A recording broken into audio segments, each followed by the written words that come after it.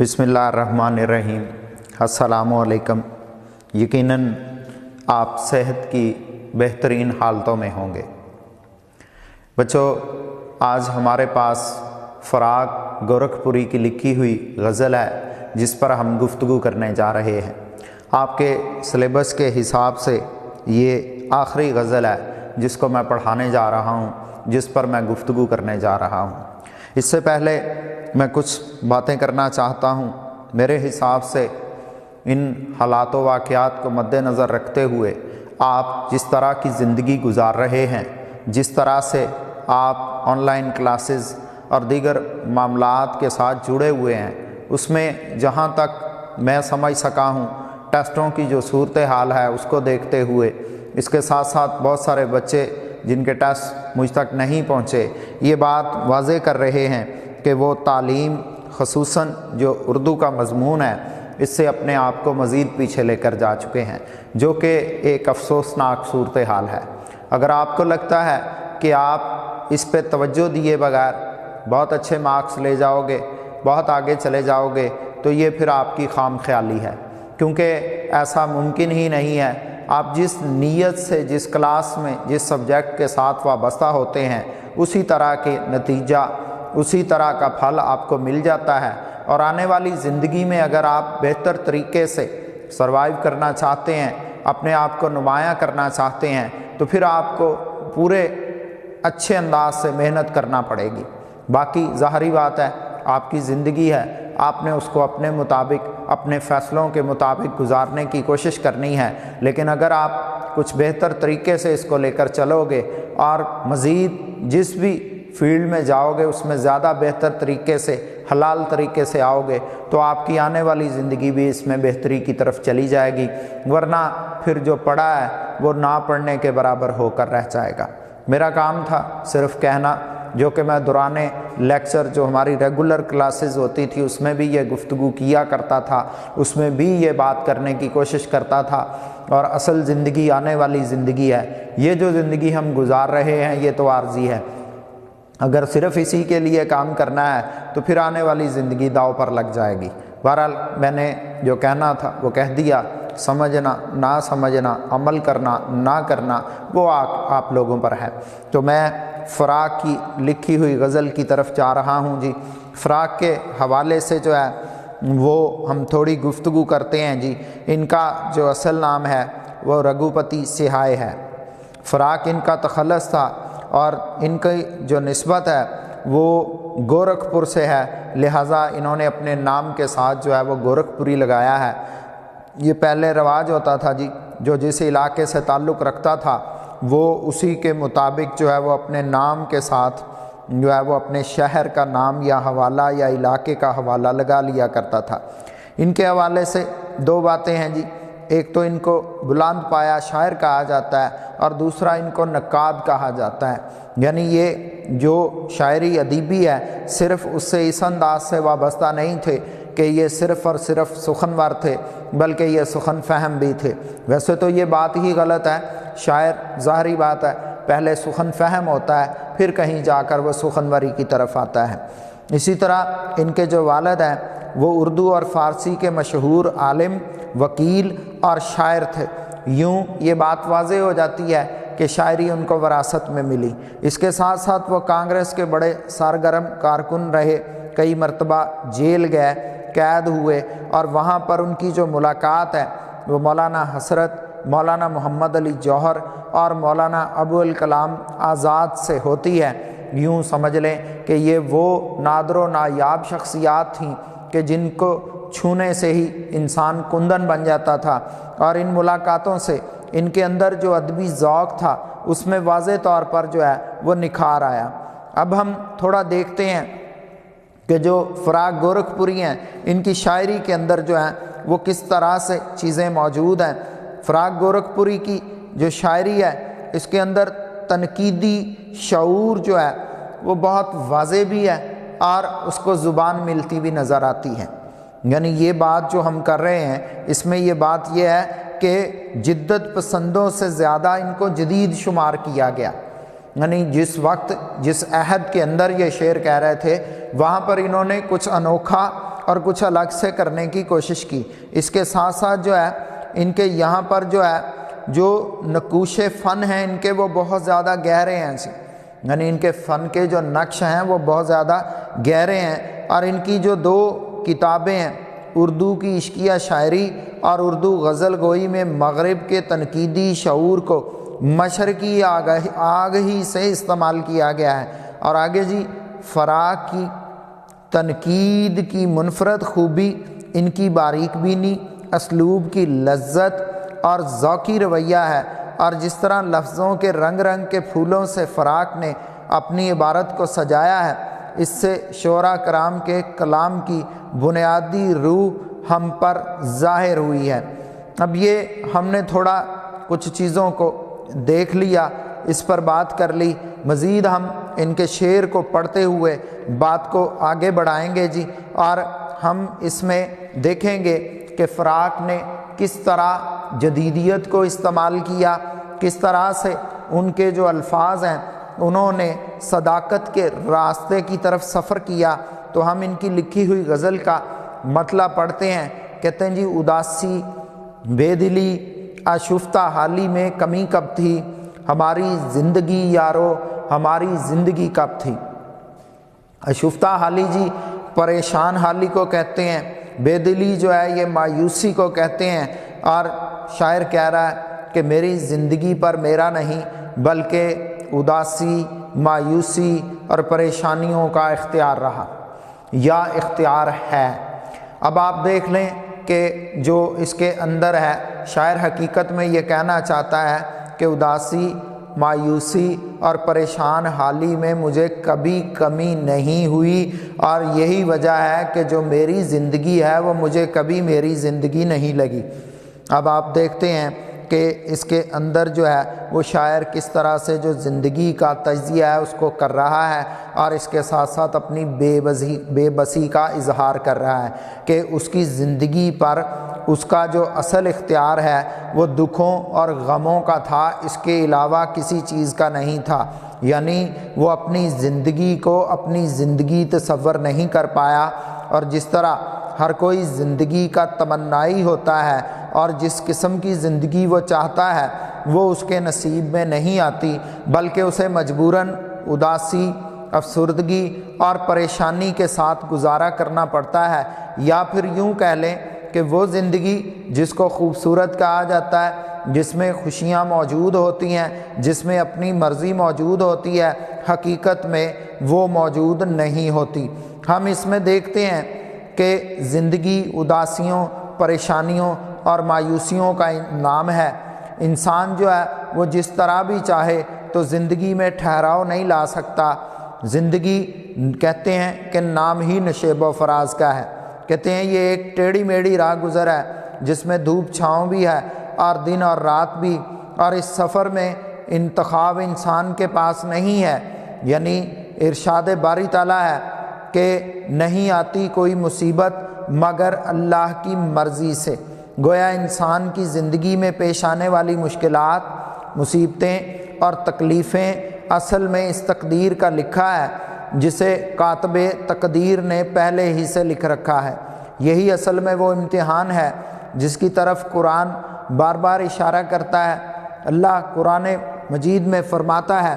کہ یہ رات دن کی تخلیق صرف اس لیے ہے تاکہ وہ اپنے بندوں کو آزما سکے کہ کون نیک عمل کرتا ہے، لیکن شاعر کا کہنا یہ ہے کہ اس کی زندگی میں سوائے دکھ اور آلام کے کچھ نہیں۔ اس کی زندگی ایک ایسے طوفان کی مانند ہے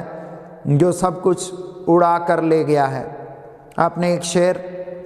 حوالے کا بارہا سنا ہوگا، پڑھا ہوگا، زندگی ہے یا کوئی طوفان ہے، ہم تو اس جینے کے ہاتھوں مر چلے۔ اب آپ دیکھیں کہ فراق جو ہے وہ اس کے اندر زندگی کی تلخیوں، اداسیوں اور افسردگیوں کا ذکر کر رہے ہیں۔ وہ کہتے ہیں کہ جو زندگی ہم گزار رہے ہیں وہ ایک طرح سے کانٹوں کا بستر ہے، چاروں طرف حوادث ہی حوادث ہیں، بجلیاں گونج رہی ہیں، اور نشانہ جو ہے وہ ہمارا آشیانہ ہے۔ زندگی بے لطف ہو کر رہ گئی ہے اور خدا ہی مل رہا ہے نہ وصال صنم۔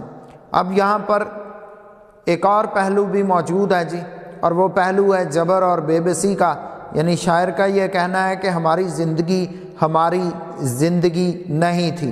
آپ کو ساگر صدیقی کا شعر یقیناً یاد آیا ہوگا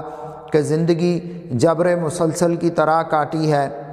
جانے کس جرم کی پائی ہے سزا یاد نہیں۔ اب آپ دیکھ سکتے ہیں کہ اس کے اندر جو ہے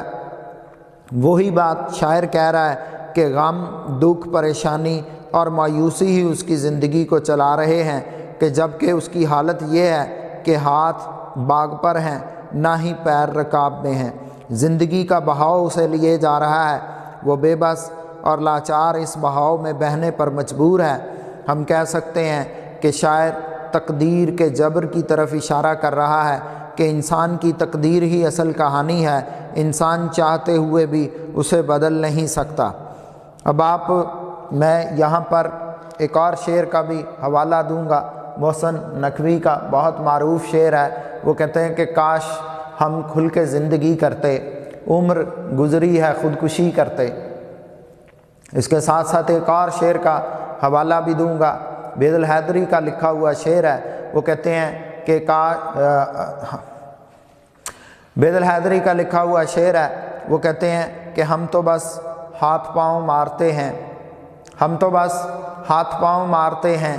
زندگی دوسرے گزارتے ہیں۔ اب یہ جو دو شعر میں نے بولے ہیں، جن دو اشعار کا ذکر کیا ہے، اس کے اندر بھی کچھ صورتحال ویسی ہی ہے جیسا کہ شاعر نے اس میں ذکر کیا ہے۔ اب یہاں پر شاعر نے واضح طور پر جو زندگی کے امتحانات ہیں، جو زندگی کے معاملات ہیں، اس کو جدید انداز میں بیان کر دیا ہے کہ ان کا اپنی زندگی پر کوئی اختیار نہیں ہے، اس کی زندگی پر اداسیاں، مایوسیاں اور پریشانیاں حکومت کر رہی ہیں، اور وہ صرف ایک بے بس اور لاچار محکوم کی طرح ان کے آگے سر جھکائے چل رہا ہے۔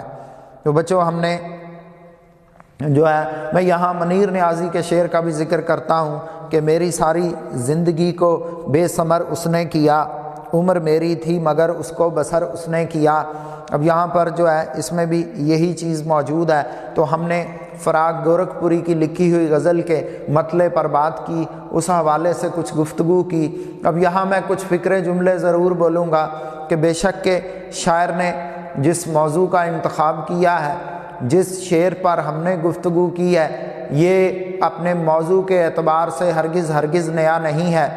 اس شعر میں شاعر نے کوئی بہت ہٹ کر بات ہرگز نہیں کی ہے۔ اگر کچھ نیا پن اور انوکھا پن ہے تو صرف اس حد تک تو موجود ہے کہ شاعر نے یہ باور کروانے کی کوشش کی ہے کہ انسان جو ہے وہ زندگی کو صرف رنگینی، دلچسپی،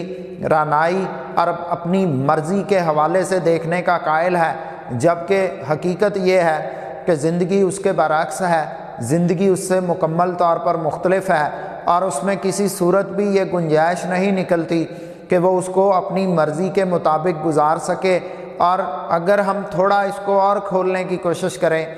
اس شعر پر مزید بات کرنے کی کوشش کریں، تو یہ بات واضح ہو کر رہ جاتی ہے کہ وہ کہتا ہے کہ حقیقت میں انسان اپنی زندگی سے جو توقعات وابستہ کر لیتا ہے، ضروری نہیں ہے کہ وہ توقعات پوری ہو سکیں۔ اور وہ کہتا ہے حقیقت یہ ہے کہ زندگی جو اس نے گزاری ہے، جس قسم کی زندگی وہ گزار چکا ہے، اس زندگی کے اندر وہ کہتا ہے کہ مجھے یوں محسوس ہو رہا ہے کہ زندگی گزارنے کے بعد پتہ چلا ہے کہ جیسے وہ زندگی کسی اور کی تھی۔ میں اکثر ایک جملہ فکرہ بولا کرتا ہوں، آپ کو یاد بھی ہوگا کہ بہت سارے لوگ زندگی اس انداز سے گزارتے ہیں، اپنی زندگی سے اس طرح کی لاپرواہی یا پھر بے پرواہی اختیار کرتے ہیں کہ یوں محسوس ہوتا ہے کہ جو زندگی وہ گزار رہے ہیں وہ اصل میں ان کی اپنی نہیں ہے، بلکہ وہ کسی اور کی زندگی گزار رہے ہیں۔ یعنی جتنا برا سلوک وہ اپنی زندگی کے ساتھ کر رہے ہوتے ہیں، یا جتنی بے توجہی کا مظاہرہ کر رہے ہوتے ہیں، یہ اس بات کی طرف اشارہ ہوتا ہے کہ حقیقت میں ان کو اپنی زندگی سے کوئی دلچسپی، کوئی سروکار نہیں ہے۔ ان کو اس بات سے کوئی پرواہ نہیں ہے کہ جو شب و روز گزر رہے ہیں، ان کے گزر جانے سے وہ کون سے نقصان کی طرف جا رہے ہیں۔ تو یہاں پر اس کے تھوڑا الٹ ہو گیا کہ شاعر جو ہے اس کو احساس ہو رہا ہے وہ محسوس کر رہا ہے کہ اس نے اب تک جو بھی زندگی گزاری ہے اس زندگی میں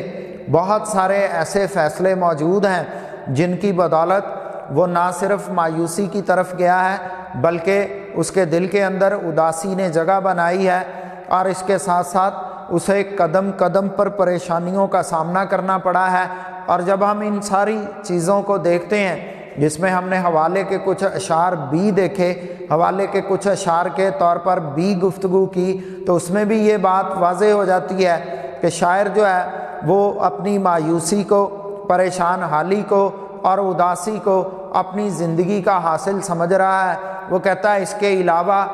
زندگی گزارنے کے بعد میرے ہاتھ کچھ بھی نہیں آیا، میں جو ہے وہ صرف اور صرف جو ہے اس میں اپنے آپ کو امتحانوں کی نظر کرتا رہا ہوں۔ اب سیدھی بات ہے کہ ممکن ہے کہ شاعر جو ہے اس میں اس بات کی طرف بھی اشارہ کر رہا ہے کہ میں نے زندگی کو بہت زیادہ آسان سمجھ رکھا تھا، میری جو زندگی ہے میں اسے بہت زیادہ آسان سمجھ رہا تھا، اور اسی کے مطابق میں نے اس سے توقعات وابستہ کی ہوئی تھیں، لیکن حقیقت یہ ہے کہ میری وہ تمام تر توقعات پوری نہیں ہو پائی، اور نتیجتاً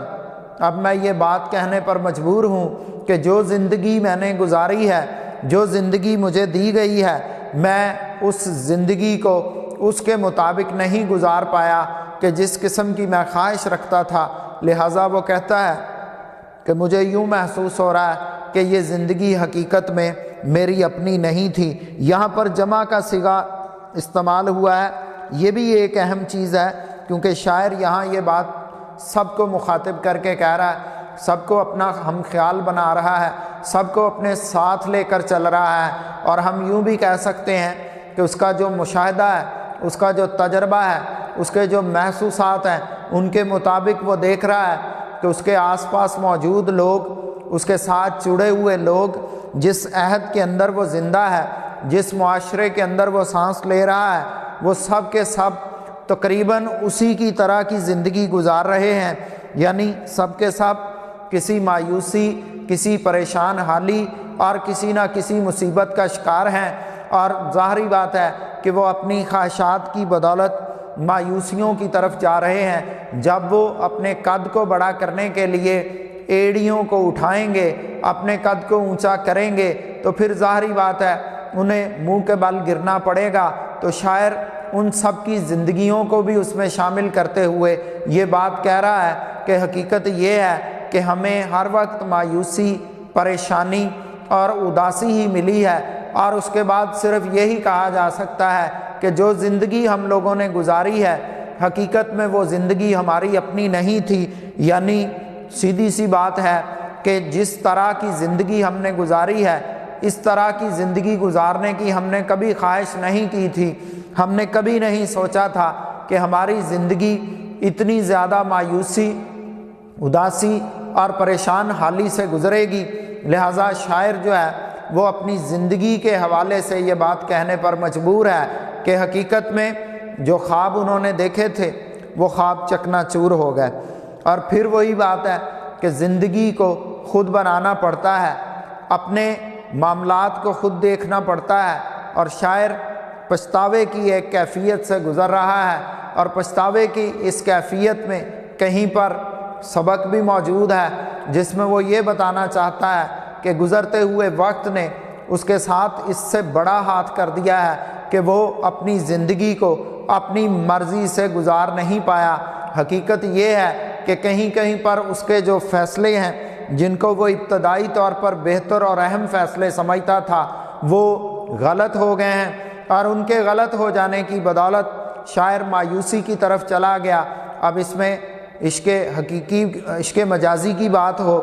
محبوب کا ذکر ہو، یا پھر دنیا داری ہو، دنیا داری سے مراد جو دنیا کے اندر رہتے ہوئے دنیا کے ساتھ معاملات ہیں،